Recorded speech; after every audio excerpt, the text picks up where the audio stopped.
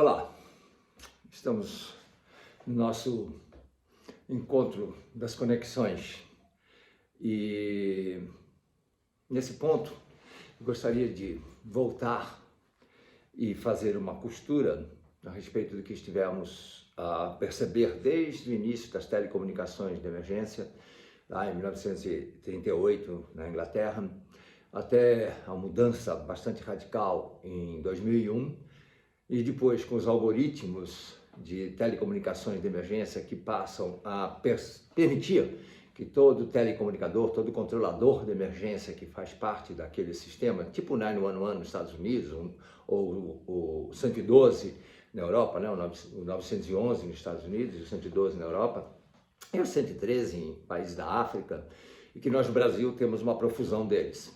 Né? A exemplo do 190, 192, 193, 199, 191, de maneira que discorremos bastante sobre isso, fizemos aquela comparação entre as agências que respondem a esses números e terem a sua independência em termos de treinamento, mas que no momento em que se responde a um desastre, assim, que há uma magnitude complexa de um evento indesejável que interrompe as atividades sociais organizadas, aqueles momentos em que nós chamamos de desastre, chamamos de catástrofe, ou chamamos de emergência também, daquelas emergências indesejáveis. Muito bem. E fizemos aquela analogia com a escola de samba, aquela que desfila com a participação da população e que tem seus treinos também independentes nas suas alas específicas, dos passistas, das baianas, né, da banda, do porta-bandeira, de maneira que quando vai para o ensaio geral tem que funcionar porque tem uma meta que foi definida pelo carnavalesco. Mas nas emergências, nos eventos indesejáveis, a meta é definida algures, ninguém sabe. Ela ocorre e tem que ser controlada e tem que ser alcançada aquela meta. Ou seja, as organizações devem agir em sintonia para conseguir obter o sucesso. E esse sucesso até um tempo bastante próximo, aqui 2015, se revelava por cada uma das agências o tempo-resposta. Então, o tempo-resposta de chegar à cena, o tempo-resposta de chegar ao hospital, de fazer a remoção, até que se houvesse a recuperação de vítimas ou de toda uma sociedade que fosse atingida, por exemplo, de causas naturais, como furacão, como vendavais, como incêndios florestais ou incêndio em edificações, todos aqueles eventos que nós já mencionamos e exemplificamos que são tanto antropogênicos, ou seja, provocados diretamente pelo homem, ou então aqueles que são decorrente de causas naturais, ou então também aquelas tecnológicas, falhas tecnológicas que estão hoje dominando a nossa vida, independentemente de ser uma causa natural ou deliberadamente provocada pelo homem. As falhas tecnológicas podem significar grandes aborrecimentos, grandes dores de cabeça, né? Então essas questões que estão postuladas, elas têm já sua identificação, nós podemos saber quais são aquelas que têm maior potencial e tentar evitar que ocorram, mas de tempo em tempo elas ocorrem. Então se constatou que segurança ela é importante, mas ela não evita a emergência, porque emergências ocorrem independentemente de toda a segurança. E também identificamos que a segurança é um princípio que está associado a uma responsabilidade empresarial, ou seja, daqueles que empreendem alguma coisa, daqueles que têm proposta de fazer um determinado processo, né? Seja numa empresa de mineração, seja numa empresa de aviação, seja numa empresa de lazer, de turismo, de maneira que cada um desses empreendimentos tem a sua responsabilidade com a segurança e é, portanto, pertinente àquela organização garantir a segurança. E a responsabilidade pela segurança, portanto, é empresarial. Já a emergência, ela é de domínio social, né? Se determinado evento ocorre, transgredindo a segurança, então a emergência vai se posicionar, podendo os repórteres chegarem a tomar a identificação, a população toda quer saber o que aconteceu, portanto a emergência ela suscita uma percepção de responsabilidade social. Daí o motivo pelo qual a emergência é a ciência que hoje estuda, a partir de 2001, que foi percebido isso, mas já vinha de antes essa percepção, mas de uma forma mais contundente, na entrada do século XXI, de que emergências pertencem ao domínio da sociologia, por ser social, por estar associado à cultura, e a cultura varia de lugar para lugar, de tempo para tempo, de maneira que cada local, cada grupo social vai responder de forma diferente, segundo a ótica pela qual enxerga a vida no planeta. E isso é a cultura, que faz o prisma pelo qual as pessoas enxergam a vida, enxergam o planeta, enxergam as suas atividades. Muito bem. Bom, onde queremos chegar com tudo isso, né? De que maneira aonde que toda essa informação chega? Bom, voltando então a 2015, que foi um momento, um turning point em todas as percepções daquilo que nós chamamos de primeiros socorros, daquilo que nós chamamos de primeira resposta. Primeira resposta porque muitas vezes é para apagar um fogo, muitas vezes é para controlar um vazamento químico, muitas vezes tem uma função associada a um evento que não é puramente clínico, humano, como é o caso das emergências médicas.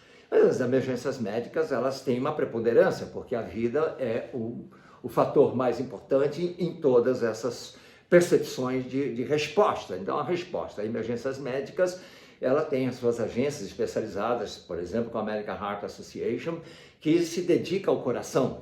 E existem outras que se dedicam não à parada cardíaca, mas à parada respiratória, como no afogamento, o ILS, International Life Saving Federation, né, que cuida das questões de contato com a água. Afinal de contas, temos 80% da superfície do planeta coberta por água, e o encontro com a água é praticamente certeiro, né? Mesmo que estando no deserto, pode ser que não, mas ainda assim nós temos que perceber as questões da preponderância de nos relacionarmos com a água e, portanto, de sabermos como que a água, ela entrando no sistema respiratório, pode causar uma parada cardíaca. Então, tudo isso criou a parada cardíaca primária, que é o coração, que para por uma disfunção, e a parada cardíaca secundária, que leva o coração a parar por uma disfunção respiratória.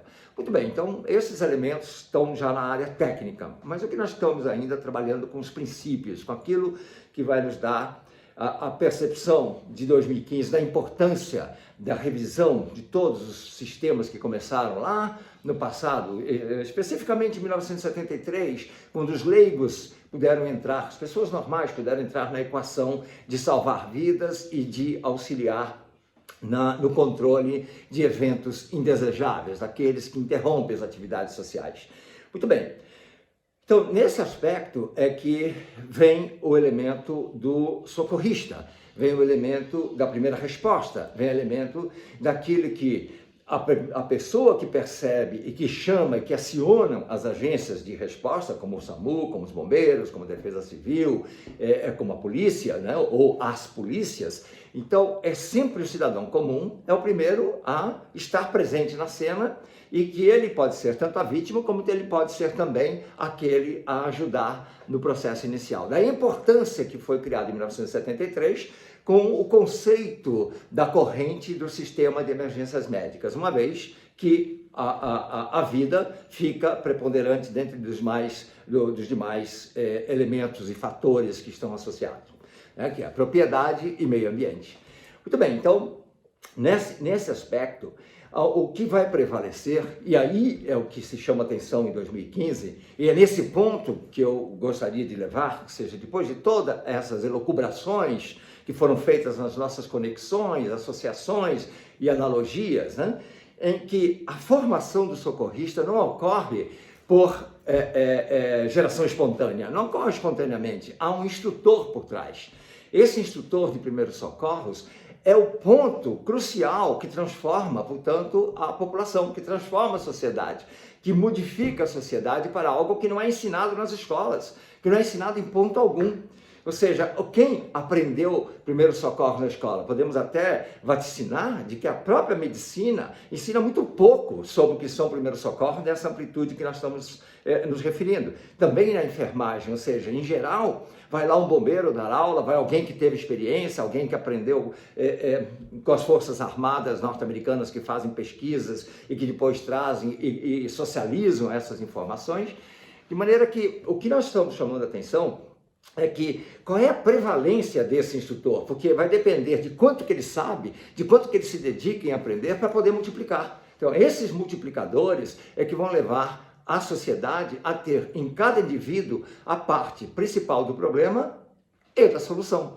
Esse postulado, ele não é apenas um jogo de palavras, ele é uma realidade muito forte, muito grande, muito importante para que a gente leve em consideração a importância do instrutor de primeiros socorros, do instrutor de resposta a emergências e da sua dedicação ao conhecimento, inclusive na linguagem, para que ele possa transmitir coisas complexas e torná-las simples.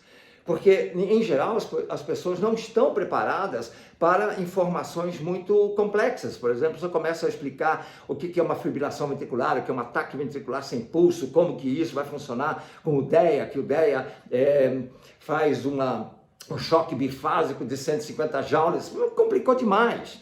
O que importa é a pessoa conseguir entender que ele precisa, como cidadão, ter acesso público ao DEA e que o DEA é um desfibrilador externo automático que reverte uma parada do coração desde que seja aplicado nos primeiros 3 a 4 minutos e, portanto, ele tem que estar logo ali, logo à disposição. Mas enquanto eu aguardo o DEA chegar, precisa fazer uma RCP. E a RCP se transformou no grande foco, ou seja, na grande vedete.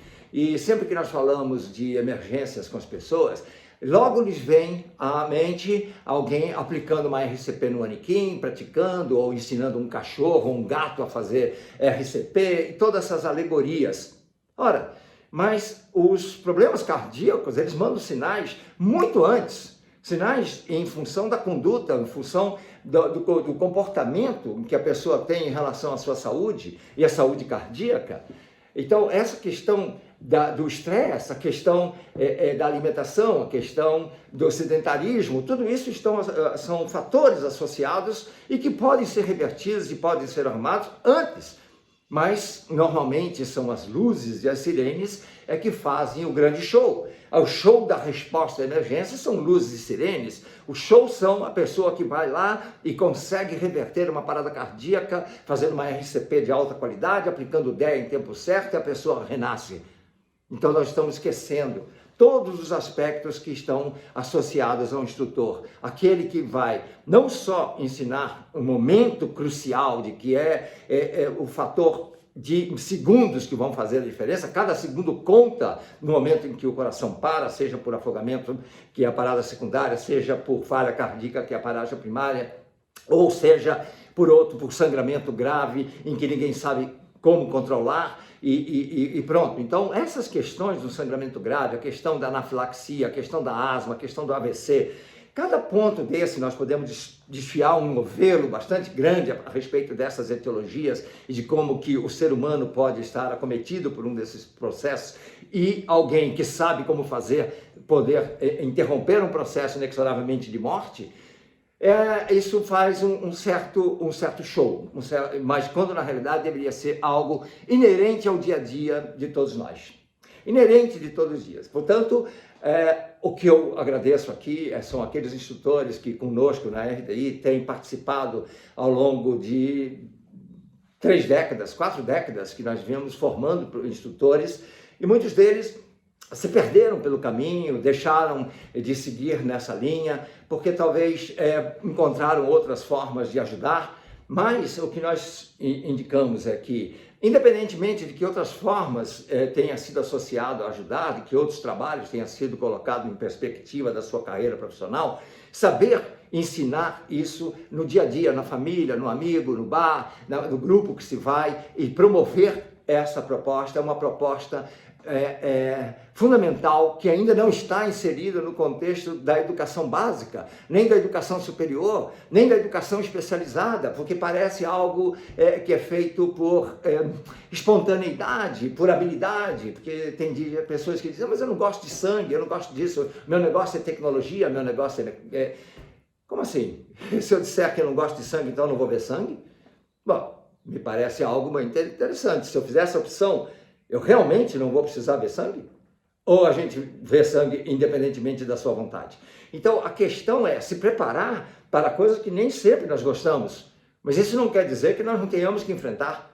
E, portanto, estar preparado é uma questão de desafio do século XXI. É esse desafio que deixa de ser algo sob a responsabilidade das agências de resposta, de bombeiro, de SAMU, de defesa civil, de quem quer que seja, mas sim de todos nós.